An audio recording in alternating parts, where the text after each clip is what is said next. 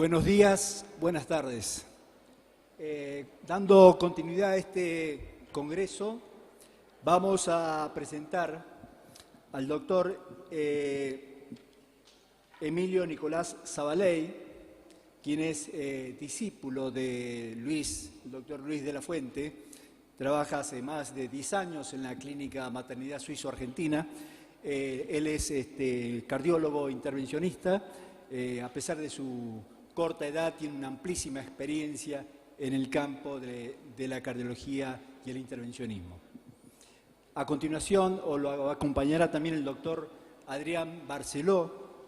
El doctor Adrián Barceló tiene una amplísima actividad docente tanto en la Universidad de Barceló como en el Departamento de Bioquímica de la Facultad de Ciencias Exactas y Naturales del doctor Luis Federico Leloir. Fue director de distintas instituciones importantes de Argentina. Él es especialista en cirugía general y de portología, autor de varios trabajos científicos, consultor científico del equipo de cardiología intervencionista del profesor Luis de la Fuente en el Sanatorio Suizo Argentino. También es coautor del libro ABC del corazón, prologado por el cardiocirujano Denton Cooley y comentado por 8 acreditados cardiólogos. Fue fundador y director del Comité de Medicina Regenerativa y Células Madre de la Asociación Médica Argentina, área en la cual recibió premios científicos. En este último campo, aún todavía sigue su trabajo. Doctores, su presentación. Bueno, muchas gracias a todos por esperarnos.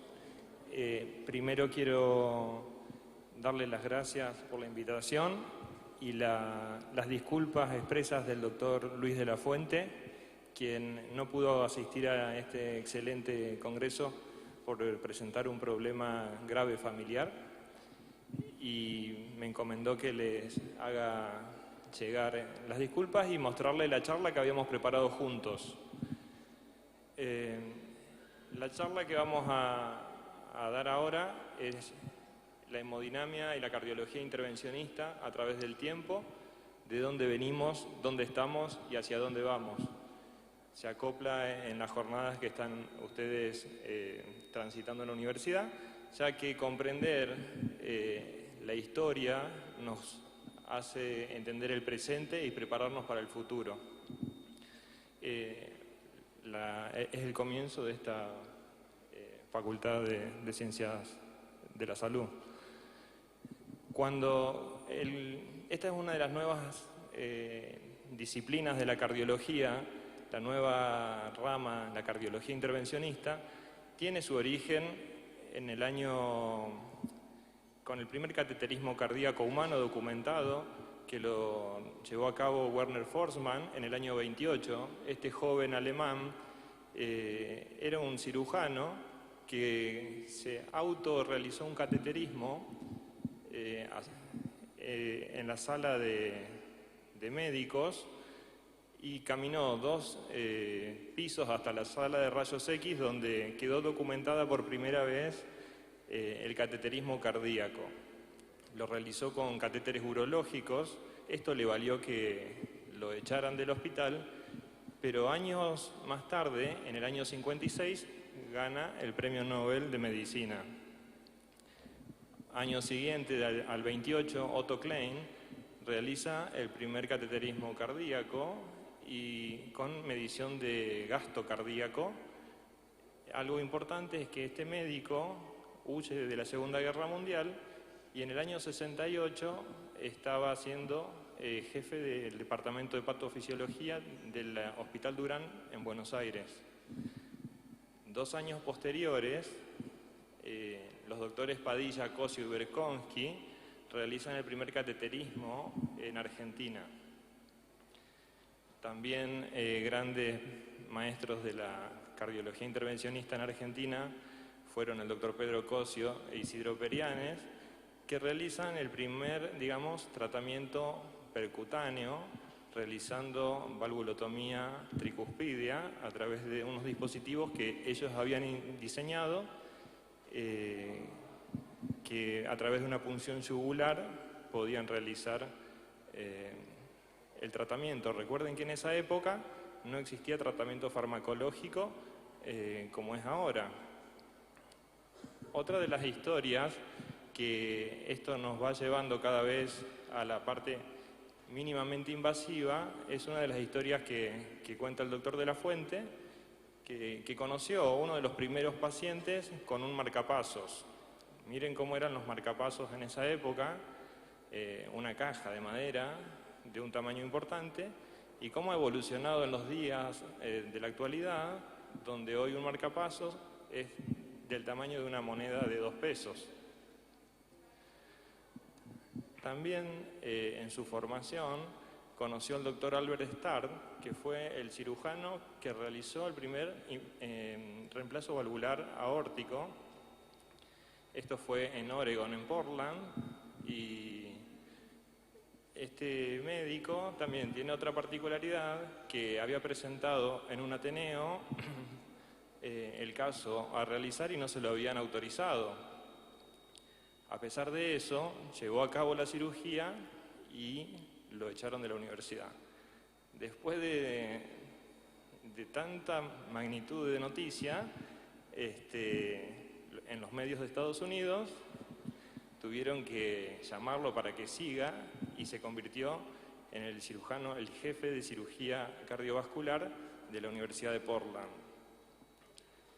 Otro de los también conocidos del doctor de la Fuente fue Bernard Lown, que junto a un ingeniero de apellido Berkowitz, inventan el primer cardioverter.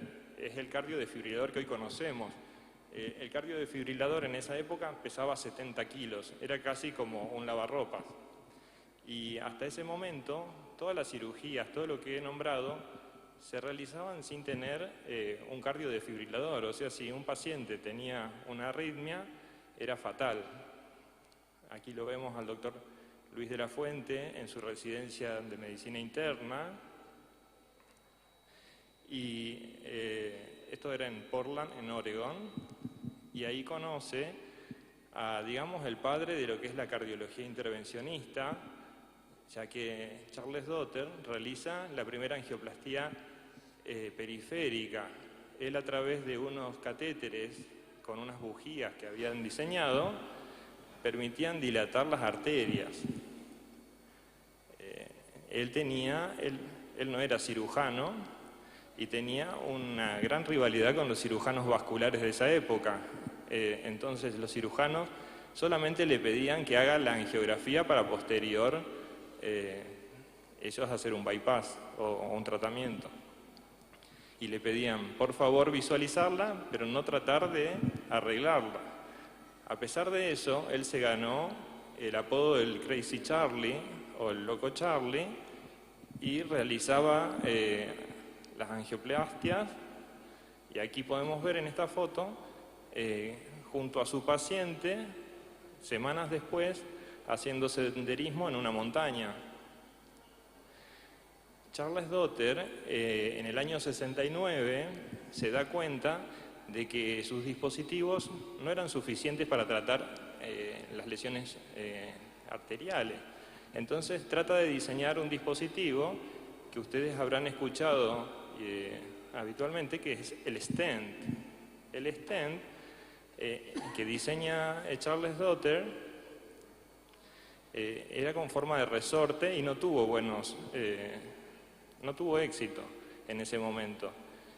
Él se basó en este odontólogo de Inglaterra que utilizaba estos dispositivos llamados stent para tomar moldes de la cavidad bucal. Pasaron los años y el doctor de la Fuente se convierte en subjefe de cardiología en Denver, Colorado. Se muda a otro estado. Ahí conoce al doctor y su jefe, el doctor Rabin, donde en este centro se estaban ya realizando las primeras angiografías con estos aparatos que hoy los vemos y parecen sacados de una película, donde la fluoroscopía se tenía que ver a través de estos especies de periscopios y se filmaban en cintas de cine como las que ven en las películas. unos años posteriores comienzan a utilizar estos dispositivos con una televisión que podían ver en directo y ya no necesitaban tener la sala en completa oscuridad para poder ver los estudios. Y entre tanto existía el doctor Mason Sones, en Cleveland Clinic, donde realiza la primer coronariografía selectiva. En Cleveland, el doctor Sones comienza a desarrollar cada vez más esta técnica a través de catéteres que él mismo diseña, que era el catéter de Sones, que a través de una punción, disección de la arteria humeral, podía avanzar y ver las arterias coronarias. No hubiera sido por él, sin esta tecnología, que el doctor René Favaloro podría haber desarrollado la cirugía de bypass. Y el doctor Favaloro, junto al doctor de la Fuente, se conocen y luego de unos años regresan a Argentina y comienzan en el Sanatorio Güemes a introducir la cardiología intervencionista y la cardiología moderna en la República Argentina. La historia del infarto de miocardio pasó muchas etapas, pero como ven acá, no fue hasta el año 79 donde empieza a haber un tratamiento que era la terapia trombolítica o para romper los coágulos dentro de las arterias. Antes de eso, en el año 70, ya el doctor de la Fuente realizaba coronariografías en agudo, en infartos, que en ninguna parte del mundo se hacía. Aquí tenemos en el año 70 unas imágenes del doctor de la Fuente, en donde se ven unas arterias coronarias y lesiones severas en este paciente que estaba cursando un síndrome coronario agudo. Por último, y para que no se vayan durmiendo, dentro de la historia de dónde venimos, el otro pilar fundamental fue el doctor Grunzing. Este médico, cuando era chico, tienen que emigrar de Alemania, de la Alemania del Este, donde ahí solamente podían estudiar lo que el Estado les decía. La familia lo saca, la madre lo saca a Argentina y luego vuelve a Suiza. Este médico, después de años, va a realizar la primera angioplastia con balón en arterias coronarias. Esto es un hito muy importante y, como verán en estas imágenes, a pesar de la pobre tecnología de esa época, después de 10 años permanecía abierta la arteria que había sido angioplastiada con un balón por el doctor Grunzing.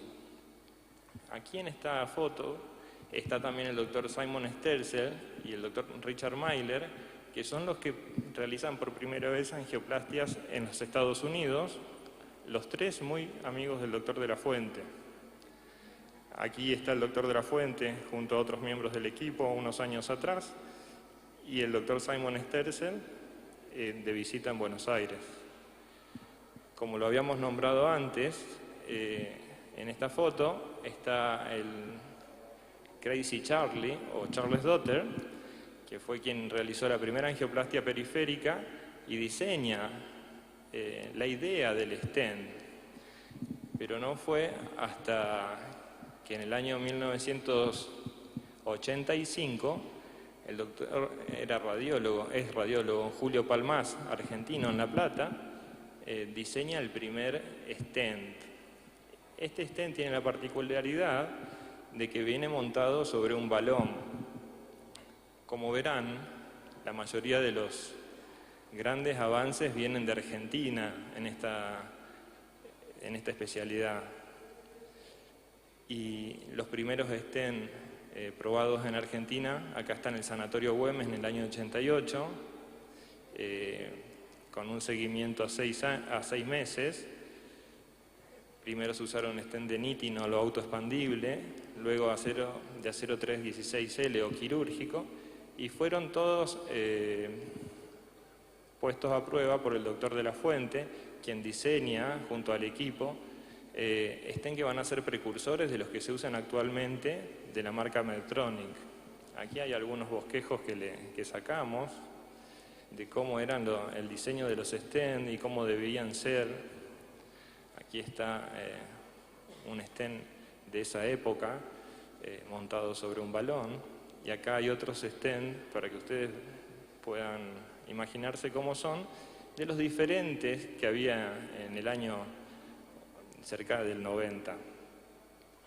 Este es un stent que es el que diseñaron el equipo del doctor de la Fuente, y los stent metálicos tenían una limitación, que era que aparecía algo que es restenosis. Es como una cicatrización exagerada y que se produce una oclusión de la arteria. Entonces empezaron a diseñar y a pensar stent que previnieran eso. Y ahí nacen los stent que liberan droga, que también fueron precursores en el año 99 en la Clínica y Maternidad Suizo-Argentina, poniendo los primeros stent con droga a nivel mundial. Como verán en estas imágenes, esto es una oclusión total de la arteria descendente anterior, y en la siguiente foto tenemos cómo abrió la arteria con un stent, y a los 7 años de seguimiento permanecía abierta gracias al stent liberador de droga. Otro caso, en una arteria coronaria derecha, una lesión severa donde se pone un stent. Eso que se ve al costado es una ecografía intravascular donde se ve bien la posición del stent. A los 13 meses de seguimiento, cómo era la permeabilidad de la arteria. A los 60 meses de seguimiento también la permeabilidad excelente. Y a los 9 años seguía permeable, pero había aparecido una lesión en otra parte de la arteria coronaria. Así que también, como podrán ver, en el año 1999, el doctor de la Fuente con el equipo ya lo publicaban en la revista Circulation y en otras revistas importantes a nivel mundial de la cardiología intervencionista. Como verán acá, más estudios publicados, y otra tecnología que también se diseñó en el servicio del doctor de la Fuente junto a ingenieros de la empresa Philips, es esto que se llama Stent Boost, que es un software que permite aumentar por 40 veces la imagen y ver cómo está el stent, cómo es el deployment del stent. Bueno, cambiando de rumbo, pero siempre sobre el corazón, otra tecnología, otro invento que salió también del equipo del doctor de la Fuente es este catéter que se llama Biocardia para el implante de células madres a nivel del músculo cardíaco. Este catéter habían diseñado que tenga esta puntita con forma de hélix o como una cola de chancho, que daba la seguridad de permitir inyectar células madres de forma controlada en el músculo cardíaco sin producir la perforación, porque como ustedes saben, el músculo cardíaco tiene hasta 12 milímetros en un músculo normal, y entonces el catéter avanzaba esta puntita y prevenía sobrepasar esos milímetros. Es una distancia muy cortita. Para que ustedes solamente vean con imágenes cómo eran los pacientes pre-implante de células madres y a los 82 meses cómo había mejorado la fracción de eyección, o sea, la capacidad de contraerse del músculo cardíaco. También esto fue publicado en 2008, en 2011, en las mejores revistas de cardiología a nivel mundial. Y otro de los inventos diseñados con el doctor de la Fuente y también el doctor Adrián Barceló, es la producción de conductos vasculares a partir de piel del paciente. Esto es un hito que fue publicado en revistas como Nature, o tenemos acá, ahora les voy a mostrar.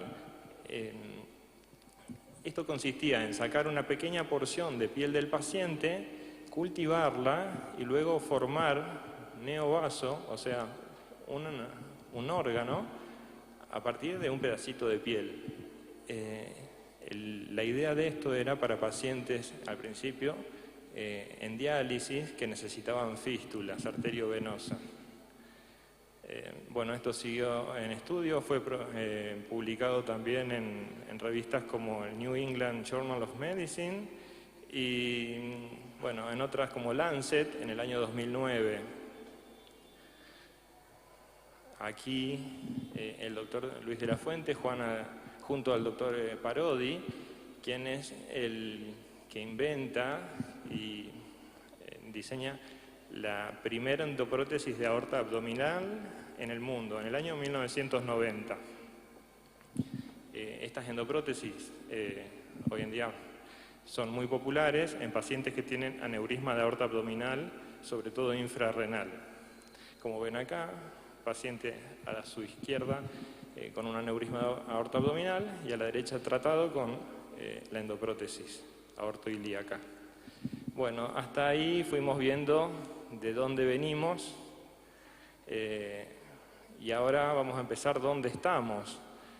Hace unos años ya venimos implantando válvulas aórticas transcatéter. Imagínense cómo pasaron los años desde el doctor Starr, que ponía esas válvulas con un dispositivo como una bolita, a pasar a implantar una válvula a través de un catéter, de una pequeña incisión o punción a través de la arteria femoral. Estas son algunas de las válvulas aprobadas en Argentina. Acá pueden ver en estos pacientes que tienen estrechez de la válvula aórtica o estenosis aórtica severa, cómo se aposiciona la válvula y cómo queda minutos después. Otro de los avances e hitos de la cardiología intervencionista, que cada vez va ganando más terreno, es la reparación de la válvula mitral. En pacientes que tienen insuficiencia valvular mitral, Alfieri, un cirujano cardiovascular, diseñó esta técnica. Hoy en día podemos tratar, replicando la técnica de Alfieri, a través de estos dispositivos que se llaman MitraClip, guiados a través de ecografía tridimensional y fluoroscopía que se superpone. Podemos reparar y poner 1, 2 o 3 clips para estos pacientes con insuficiencia mitral de grado severo. Y como para ir terminando, otra de las técnicas que se usan hoy en día son estos dispositivos para cerrar el apéndice auricular izquierda, que también en pacientes que tienen alto riesgo de sangrado y no pueden estar anticoagulados, se puede tratar de poner estos dispositivos para evitar que se forme un coágulo en pacientes que padecen una arritmia que es en la fibrilación auricular y de manera exitosa evitar las complicaciones y que no estén anticoagulados. Y bueno, por último, para a dónde vamos, y ya le estoy dando el pie al doctor Barceló, el implante transcatéter de válvula mitral. Esto es ya en los próximos años va a ser cálculo de vida cotidiana. Y aquí una foto del doctor de la Fuente junto a algunos miembros del equipo. Atrás está el equipo que utilizamos en la Clínica y Maternidad Suizo-Argentina, uno de los más nuevos del país es. Y bueno, acá como para finalizar, así finalizaba las charlas Charles Dotter, el loco Charlie, poniendo que él no solamente era un plomero arreglando las arterias. Bueno, le paso la... Fíjate si abre.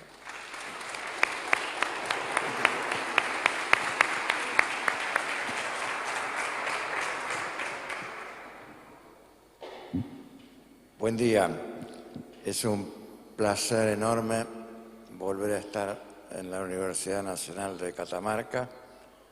Agradezco al señor rector, Omar Arellano, al señor decano de la Facultad de Ciencias de la Salud, doctor Barrio Nuevo, al secretario académico, doctor García, autoridades, a mi amigo cirujano y anatomista Aníbal Ojeda, y especialmente a mis colegas de la salud. Exactamente a ustedes voy a dirigirles estas palabritas y sobre todo con el respeto y enorme cariño a ustedes, a esta Universidad Nacional de Catamarca, a esta tierra y a esta gente del doctor Luis de la Fuente, que está pasando un momento realmente muy difícil de su vida. Con ese pesar que tenemos encima, trataré de transmitirle lo poco que sé para auspiciar un eje de este congreso, que es la formación de una nueva facultad de medicina, que me parece genial, es una necesidad del país. Bueno, como soy anatomista, y esta es la universidad que cobija a la Facultad de Ciencias de la Salud, me dirijo a ustedes como tal, expresando que la anatomía en realidad es el órgano, el equilibrio humano más perfecto. O sea, la anatomía sumada con la microscopía, ciencias morfológicas, y la aplicación directa a la fisiología básica, no a la fisiopatología, sino a la función básica, realmente nos muestra lo que es la salud y hacia dónde tenemos que enfocar nuestro trabajo pedagógico. Preservar la salud o solucionar un defecto, si no la conocemos tal cual es en su expresión anatómica, es imposible. Lo que pasa es que la anatomía está cargada de cosas antiguas, de cementerio, de cosas de museo, de historia, de 500 años de historia, y olvidamos la anatomía nuestra, de nuestros músculos, de nuestros huesos, de nuestra piel, de nuestros ojos, toda la maravilla que Dios nos legó para poder ser lo que somos, seres humanos.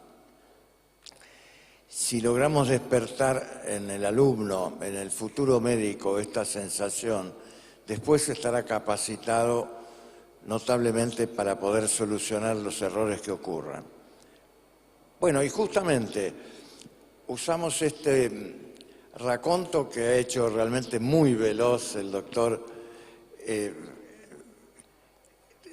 Realmente te felicito porque has resumido en poco 50 años de vida de un argentino que no solo es testigo de cada uno de estos hitos, sino que es autor de ellos, al punto que los más importantes se hicieron en la Argentina, como fue el stent liberador de drogas, y después pasó al mundo. Te digo uno, como tantos, ¿no? O sea que a lo mejor miramos todos estos próceres que desfilaron, como fue Dotter, por ejemplo, y nos olvidamos de que un humilde compatriota nuestro, la persona más modesta que conozco, que guarda su sapiencia a veces solamente por respeto a los demás, ha logrado el éxito. ¿Por qué no lo van a lograr cada uno de ustedes? Nicolás, a lo largo de todo este relato, nos ha contado. Lo que pasa es que fue tan rápido que por ahí pasó por alto algunos episodios de otros argentinos que fueron sumando. La primer patente del primer stent del mundo pertenece a un argentino, el doctor Palmás. Es insólito. Bueno, no quiero seguir porque la cadena sería interminable, pero sintámonos orgullosos de esto, cultivémoslos, no nos menoscabemos y hagamos las cosas con solidaridad. Eso es lo único que yo puedo criticar hoy de nosotros mismos. Surge una universidad nueva, todos tenemos que apoyarla, todos tenemos que ayudar, todos tenemos que colaborar. Los argentinos no sabemos hacer esto. Tal vez ustedes como catamarqueños tengan otra impronta, bastante más solidaria, producto del aislamiento geográfico. Dios los bendiga. Los porteños no lo tenemos. Lo primero que hacemos cuando un colega falla en algo o parece que falla, lo juzgamos antes de que lo juzgue la justicia. Bueno, justamente allí tenemos la puerta de entrada del doctor de la Fuente, los ostium coronarios. Esta no es una válvula aórtica perfectamente sana, ya se está enfermando, tiene sus añitos, pero conserva por ahora la flexibilidad de los senos coronarianos, los ostium limpitos. Bueno, por ahí entró el doctor, por la salud. Sabíamos que las coronarias se afectaban, pero ¿cómo trabajan cuando estamos sanos?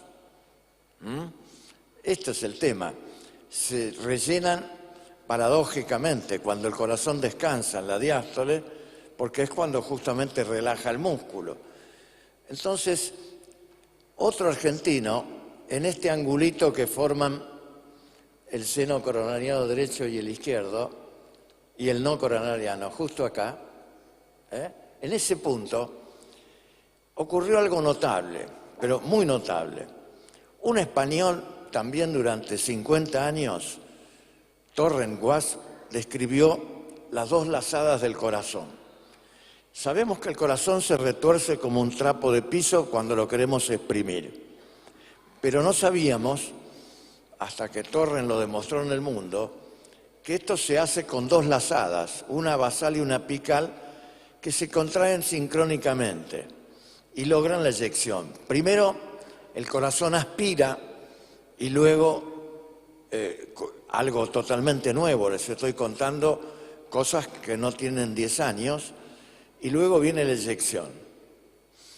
Cambia la fisiología cardíaca a través, tal vez, el tratamiento, pero lo que no pudo explicar Torrent nunca, ni siquiera yo, que trabajé más de 50 años con anatomía del corazón, es que en ese puntito que les cuento, las dos lazadas se unen. Se llama fulcrum en honor a Aristóteles en sus trabajos de mecánica. Bueno, justamente la descripción del fulcro ha permitido entender ahora la mecánica cardíaca a la luz de una teoría de 50 años, trabajada durante todos esos 50 años, y que no entendíamos cómo se unían las dos cosas. Lo hacíamos con el catéter que ustedes vieron, que les mostró el doctor, sabiendo cuál lazada estaba enferma, por cuál había afectado el infarto, para tener éxito. De ahí que 21 pacientes mejoraron estrepitosamente, pero nos faltaba este dato. El doctor Trainini, acá en la Argentina, su hijo, también cardiólogo, cardiocirujanos, lograron encontrar ese punto de encuentro. Sensacional. Otro argentino más. Sigamos. Bueno, a mí me llamó durante muchos años la atención, ya no como anatomista, sino como histólogo, la adventicia de las coronarias. Qué cosa paradójica. El corazón que lleva sangre no se nutre de ella, se nutre por las arterias coronarias. Y las coronarias que llevan sangre al corazón tampoco se nutren de la sangre que llevan, sino de sus vasorum que están viendo ahí. Esta es la pared de la arteria, la luz de la arteria hacia derecha y arriba, y los vasos que van en la adventicia nutriendo la arteria. Y nos llamaba la atención mucho con el doctor de la Fuente que la coronaria se enferma en un segmento, en el siguiente está perfectamente sana. Tiene los 70 años del paciente y no tiene nada, pero en ese segmento se depositaron los ateromas. Bueno, surgió una joven italiana, hija de un célebre investigador en la Universidad de la Sapienza en Roma, Daniela Carnevale, con una lucidez que tienen solo los jóvenes, logró pensar que esta arteria enferma, esta es sana, les voy a mostrar luego una enferma, esta arteria enferma le habla al cerebro. ¿Cómo le habla al cerebro? ¿Qué es esto? A veces en las investigaciones hay que poner un nombre rutilante para que el mundo lea el capítulo, porque es tanto lo que tenemos que leer los que estamos en salud, tanto y todos los días, que no alcanzamos. Pero con este nombre lo leyeron todos. ¿Cómo que le habla al cerebro? Claro, la arteria tiene esos nervios, esos nervios que son los nerva vasorum, ahí tienen uno grandote, enorme. Y ahora sí, la próxima. Entonces, esa arteria le habla, cuando está enferma, le habla al cerebro, pero le habla equivocada. Le habla como, yo soy el ateroma y quiero vivir. Miren qué cosa terrible. El doctor de la Fuente y toda esta parafernalia de investigadores trabajando para solucionar el ateroma y el ateroma trabajando para sobrevivir. Y que no le pongan el stent, y le ponemos el stent y nos hacen restenosis. Y seguimos trabajando y le ponemos drogas, citostáticos o genes para lograr que los miocitos no vuelvan a crecer. Y la arteria le sigue hablando al cerebro y le sigue diciendo que está enferma. Entonces esta doctora, Carnevale, seguimos, con un trabajo histológico realmente notable, esto es inmunofluorescencia de estos nerviecillos que yo le cuento, y la próxima, y le demostró por un modelo experimental que esa noticia que llegaba al cerebro, a una región específica del mesencéfalo, generaba que esto a través del nervio simpático le informara al vaso que produjera una sustancia inmunoprotectora del ateroma. Bueno, miren qué fácil. La doctora suprimió las vías de conducción próxima del ateroma. Ahí lo tienen, el ateroma apretando con sus células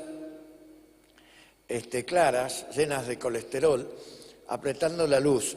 Luego esto se necrosa, luego aparece lo que el doctor llama la placa vulnerable, se desprende y se produce el infarto, la trombosis, etcétera, etcétera.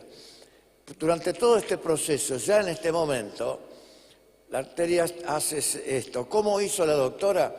Cortó los nervios.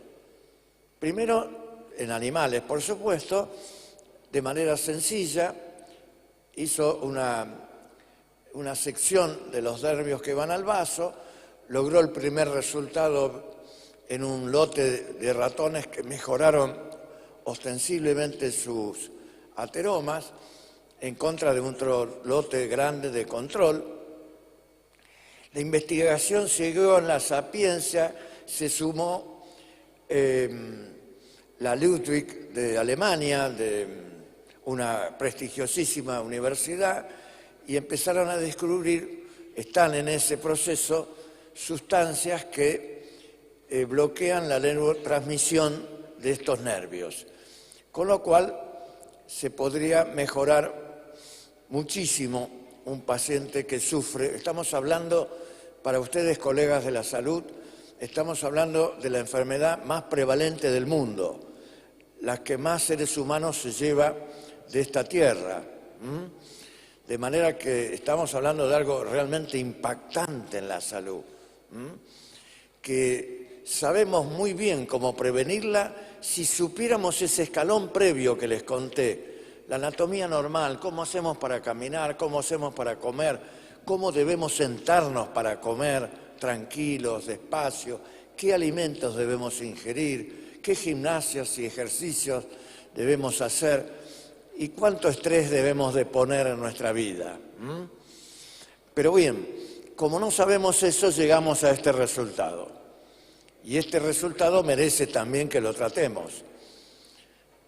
O sea, considero que es muchísimo más importante que una facultad enseñe cómo prevenir la salud, pero también entendemos, porque somos seres humanos, esposos, papás, padres, etcétera, que la sociedad quiere héroes.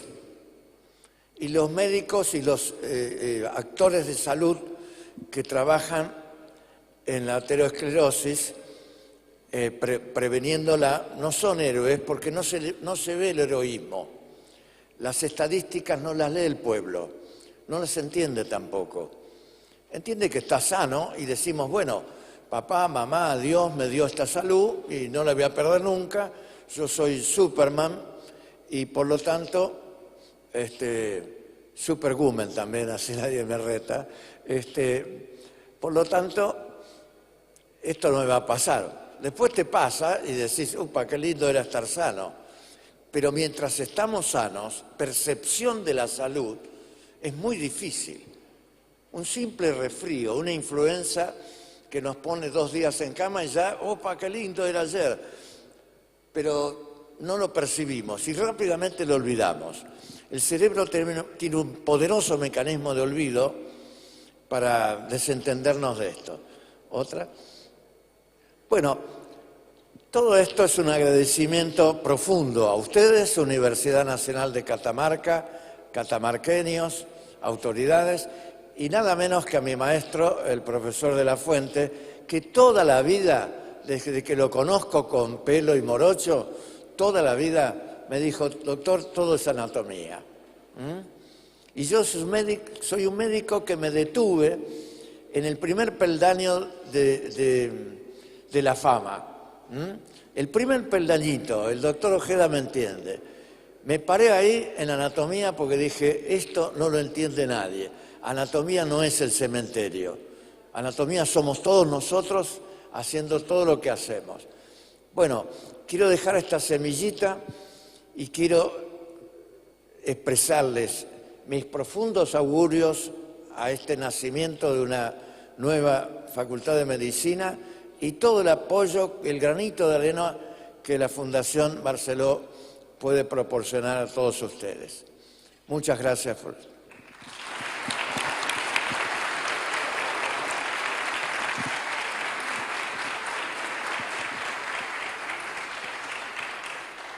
Gracias, doctores. Si alguien del público quiere hacer alguna pregunta, lo escuchamos.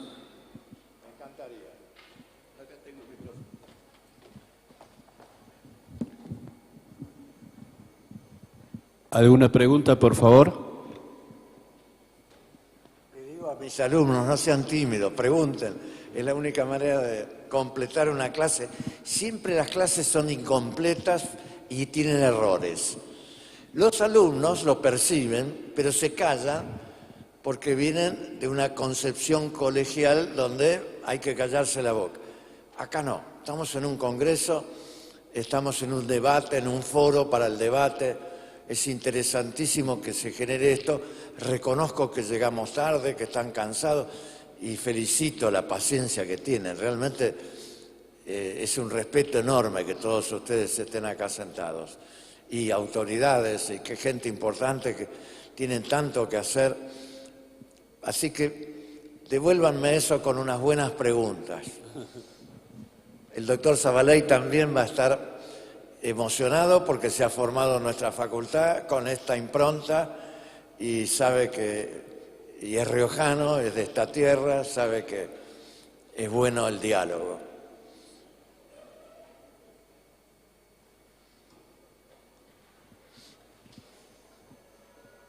No veo inquietudes, doctor. A ver, de las sedes del interior, si se activa algún mecanismo de comunicación, porque estamos conectados con el oeste catamarqueño en la sede Belén y la sede Santa María, y en el este catamarqueño en la sede Los Altos, departamento Santa Rosa.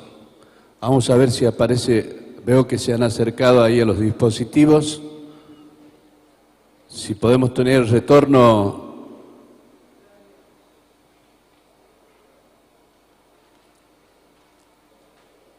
A ver.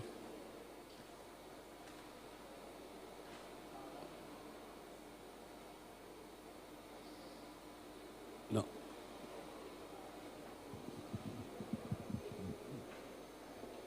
No veo reacción de audio técnica. Pero, ¿se puede leer la pregunta en el chat? Se puede leer, pero todavía no aparece. Esas son de la exposición anterior, doctor. Ahí le va a dar el micrófono. Buenas tardes. Sí, está sonando. Ahora sí. Se escucha perfectamente. Se escucha perfectamente.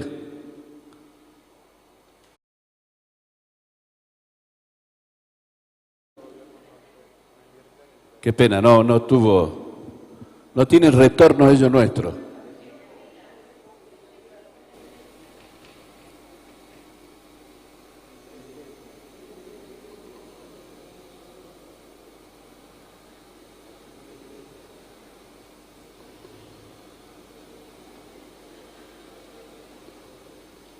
Sí, ¿por qué los gobiernos?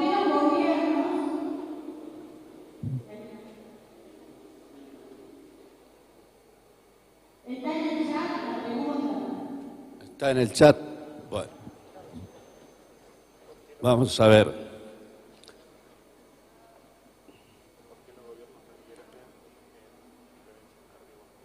Pregunta de C. de los Altos, UNCA. ¿Por qué los gobiernos no invierten en prevención cardiovascular? Doctor. Bien. Bueno, sí invierten. A veces en forma equivocada, sin saber, sin tener un plan estratégico, según qué gobiernos y en qué países, en qué regiones. Pero en general todos los gobiernos invierten. Lo triste es que invierten tarde, cuando hay que solucionar problemas graves. Se invierte muy poco en estas latitudes en investigación previa para conservar la salud cardiovascular. Debería haber muchísima más inversión. Fíjense que todo lo que nosotros contamos de estos logros, los costos de estos logros han sido invertidos por empresas americanas y tienen el privilegio, y nosotros la profunda tristeza, que las patentes, si bien somos autores, devengan bienes del otro lado del Ecuador. De esto le puedo contar todas las que quieran. Desde la transfusión de sangre, estamos hablando de principios del siglo pasado, 120 años. Luis Agote hizo la primera transfusión de sangre del mundo. Se desarrollaba la Primera Guerra Mundial, no había cómo reponer sangre a los heridos,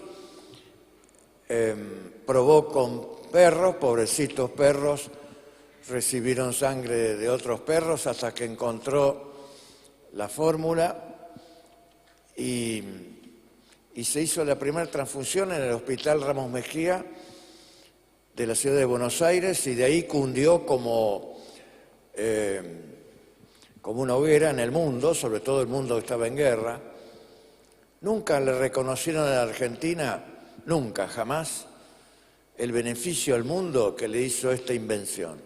Y les puedo seguir contando todas las que quieran, pero esta es una. O sea que hay que los legisladores, los gobernantes y también los empresarios que ejercen empresas de salud deben entender que es mucho más barato prevenir que curar. Pocos países del mundo entienden esto. Estados Unidos le da un premio a un médico que gana un sueldo sideral por mes, le da un premio de medio millón de dólares a aquel especialista que utilizó menos las internaciones, o sea que curó más, o mejor dicho, que previno más. Esa mentalidad no existe acá, pero para llegar a eso, los americanos tuvieron que pasar por un debacle, pero el costo de salud. El costo de salud les implicaba un porcentaje enorme del Producto Bruto Interno. Investigaron y empezaron a otorgar mucho dinero a la investigación y muchos premios a los médicos que cumplían con estos cánones. Nosotros, como siempre, venimos mucho más atrás. Después lo vamos a hacer, pero por ahora no. Pero a lo mejor es mucho más sencillo de lo que creemos. Una buena caminata diaria, pero buena caminata diaria, enérgica, una transpirada de media hora por día, cura más que todos los estén del mundo. Tenemos una consulta en el auditorio. Sí, escucho atentamente. En base a su trayectoria, a su carrera, ¿qué consejos nos podría dar a los jóvenes? ¿Me lees vos, que yo no escucho nada? Dice, en su trayectoria, ¿qué consejos le puede transmitir a los jóvenes que se inician? Bueno, esto que les digo, primero, confíen en el país. No nos falta nada, nos sobra demasiado, por eso nos va mal. Confíen en el país. Compárense, crucen la cordillera y van a ver que Chile tiene una universidad y facultades en cada pueblito. Hagamos esa réplica, apostemos a eso, hagamos cultura y entendamos que hay algunos puntos de la salud que deben ser reforzados. El equipo de salud es un equipo. Los argentinos somos, ya les dije, muy poco solidarios. Y el actor fundamental del equipo de salud es el enfermero o enfermera. Fundamental. Es el único de todo el circuito mejorable, primero, número uno. Es el único del circuito que está mal atendido, número dos. Y número tres, es el único del circuito de salud que sabe todo lo que pasa en el resto de los actores. Si vino el cirujano, si le hicieron la placa, si el laboratorio falló, si se olvidaron, si esto... Entonces, ¿por qué nos olvidamos de la enfermera?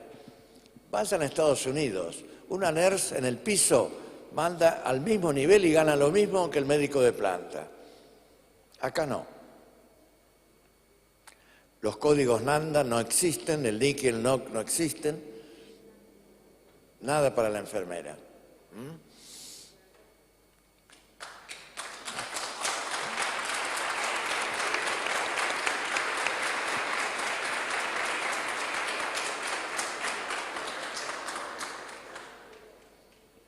¿Vieron que hay buenas preguntas? A ver, ¿quién hizo la pregunta?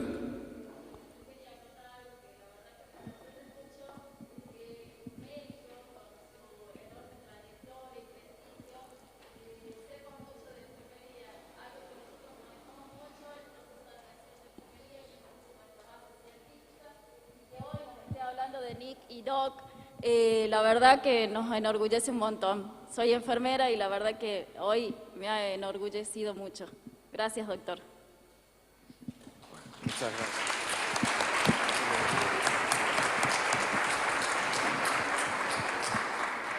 ¿Algún otro aporte?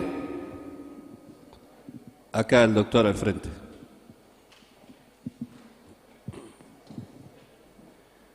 Bueno, realmente muchas gracias por acompañarnos. Realmente los conceptos, aparte muy agradables de escuchar, y toda la historia de ustedes junto al grande del doctor Luis de la Fuente.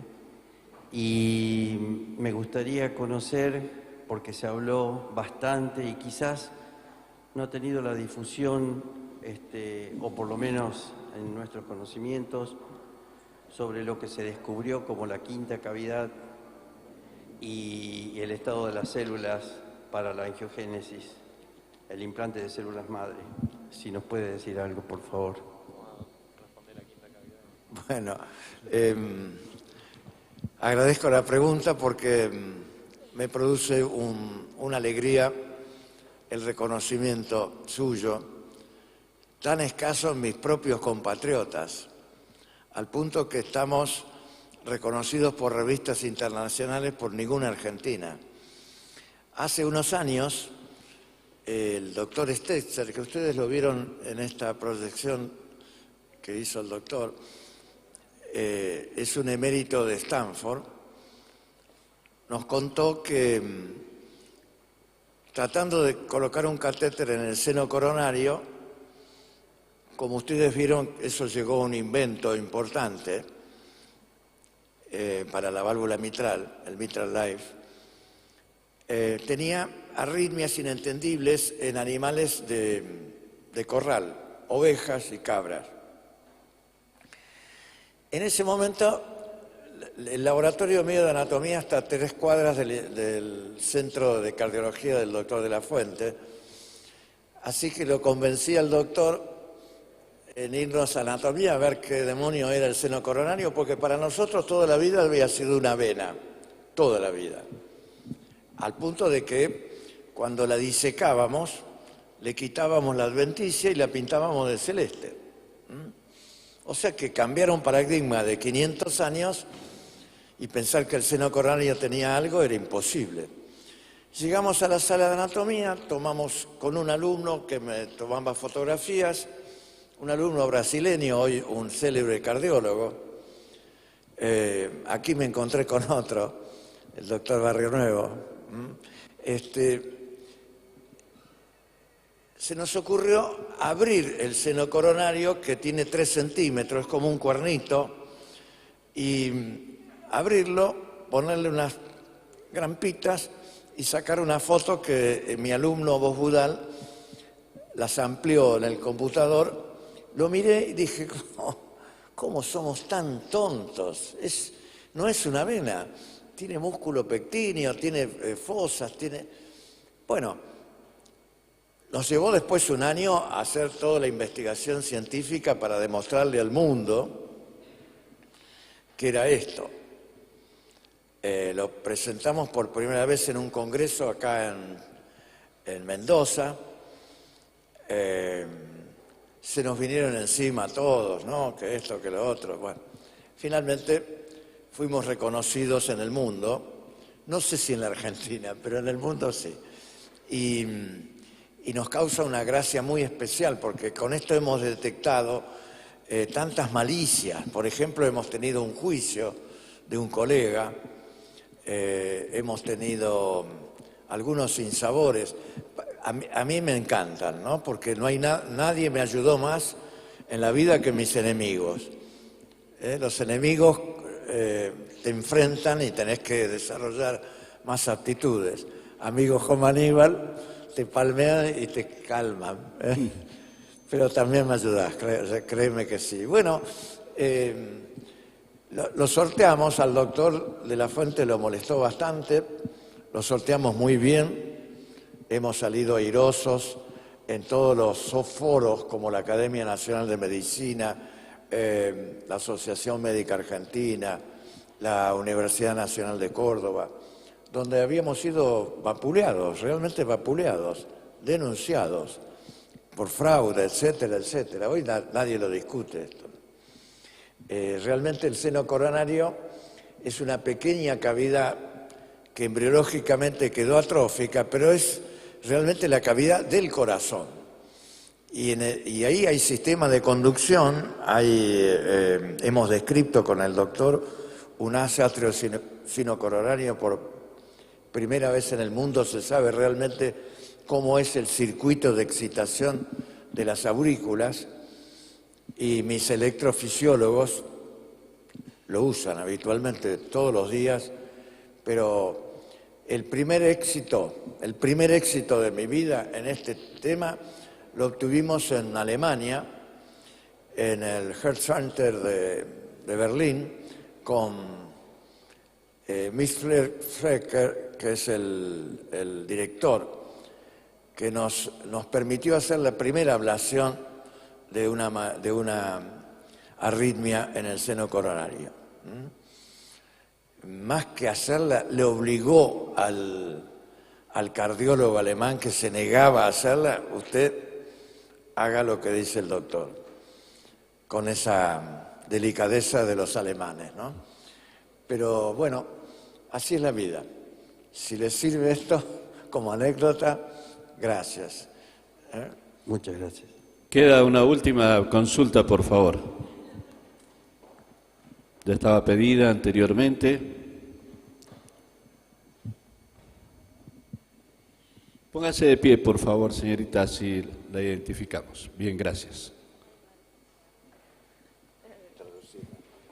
Doctor, teniendo en cuenta lo que dijo anteriormente del reconocimiento en Estados Unidos, ¿considera usted que la salud es considerada más un negocio aquí en Argentina?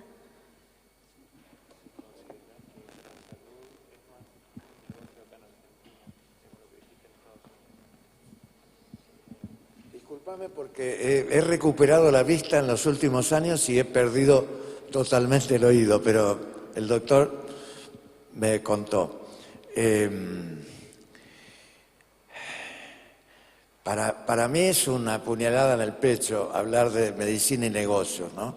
Jamás le voy a cobrar ni le cobraré en el futuro a un paciente, pero es una cuestión personal.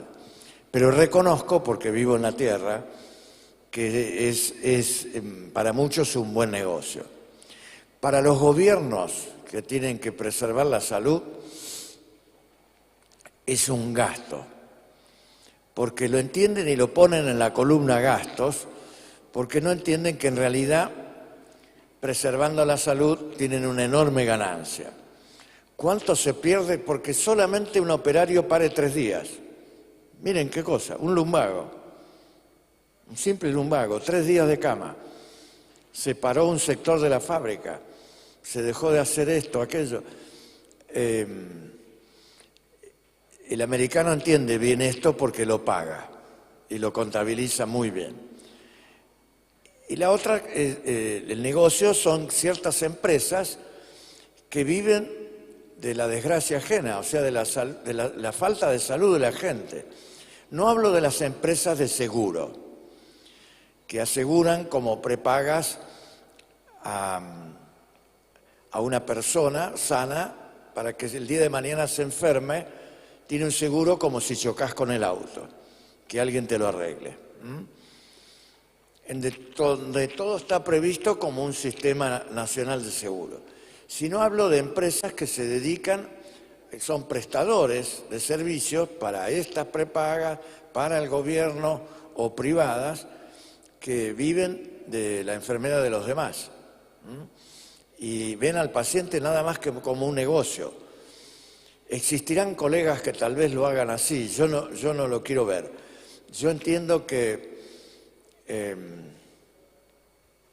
la salud no tiene precio, no hay nada que nos pague el hecho de estar acá después de tantas horas de viaje, pudiendo hablar con lucidez con ustedes. Esto es impagable, gozar de la salud me parece que es un bien que no tiene precio, pero entiendo que si lo hacen decentemente pueden lucrar. El tema que vemos con gravedad en este desarrollo que les mostró el doctor, ustedes vieron cómo la tecnología, la alta tecnología, fue en paralelo al humanismo médico. O sea, más tecnología, más salud. Aplausos. Pero ojo que hay puntos en donde se dicotomizan las cosas y una válvula aórtica para pasártela por la piel percutánea y no partirte el pecho al medio y abrirte como un pollo, llegó a costar $40.000. Por supuesto, el que invirtió en salud para desarrollar las válvulas que le mostró el doctor, tiene que recuperar ese costo porque hizo un plan de negocios. Es un plan de negocios, un business plan. Y él puso tanto y quiere recuperar y ganar. Si es de alto riesgo y lo perdió, bueno, mala suerte, lo perdí. Pero si me fue bien, yo quiero la patente y quiero recuperar tanto. Entonces hoy pergeniar una investigación médica es realmente muy difícil. Hay que ser muy capaz para desarrollar un plan de negocio para quien sea, para el gobierno, para la empresa o para un inversor personal, ser muy hábil para poder obtener. Bueno, nosotros realmente, les debo decir, hemos tenido muy buena suerte, muy buena suerte. Yo tengo un hijo mayor ingeniero con el cual hacemos inventos que no tienen nada que ver con la medicina, pero que surgen de la biología.